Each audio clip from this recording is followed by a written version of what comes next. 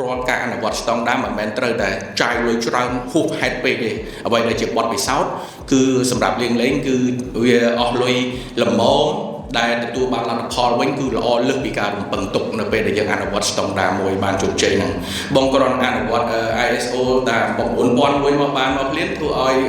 ឡាយនៃការងាររបស់បងនឹង smooth ហ្មងមានអ្នកទំនួលខុសត្រូវតាមស្ថាប័ននីមួយៗធ្វើឲ្យបងបាច់ឈឺក្បាលបងអាចទៅប្រកបអាជីវកម្មបាន5 6 10 20តាមរយៈការអនុវត្តស្តង់ដារហ្នឹងហើយទី2គឺបងព្យាយាមប្រើ zero waste ហ្នឹងបងប្អូនអាចនឹងយកមកប្រើអស់ពីលទ្ធភាពនៃអ្វីដែលជាវត្ថុធាតុដើមគឺណាមកពីបងកម្លាំងផលិតយើងច្បាស់ជាចាញ់អ្នកធំហើយអ្នកធំគេកំងវត្ថុធាតុដើមដល់10ទូប្រសេស CEO ប្រទេសឯកសារអីមួយរត់តែម្នាក់ដែរហើយបងយកកន្លះទូមកបងរត់ម្នាក់ដូចគ្នាហើយក៏រត់តែខុសថ្លៃដើមហើយបងកម្លាំងចរចាថ្លៃវត្ថុធាតុដើមហ្នឹងក៏បងចាញ់ប្រៀបគេមុនបាត់ដែរអញ្ចឹងអ្វីដែល SME យើងទូរាល់ថ្ងៃចាញ់គេនឹងចាញ់កម្លាំងផលិតហ្នឹងឯង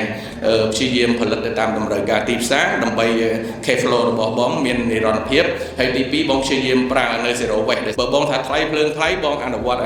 green energy product បងនឹងទទួលបាននៅ grant នៅ fund ហើយបងទទួលបាននៅការកាត់បន្ថយភាពខ្ជះខ្ជាយនៃទឹកភ្លើងរបស់បងទៀតអញ្ចឹងបងទៅ Misty ទៅបាទគាត់អាចបង្ហាត់បងបាននៅចំណុចអស់ទាំងហ្នឹងហើយ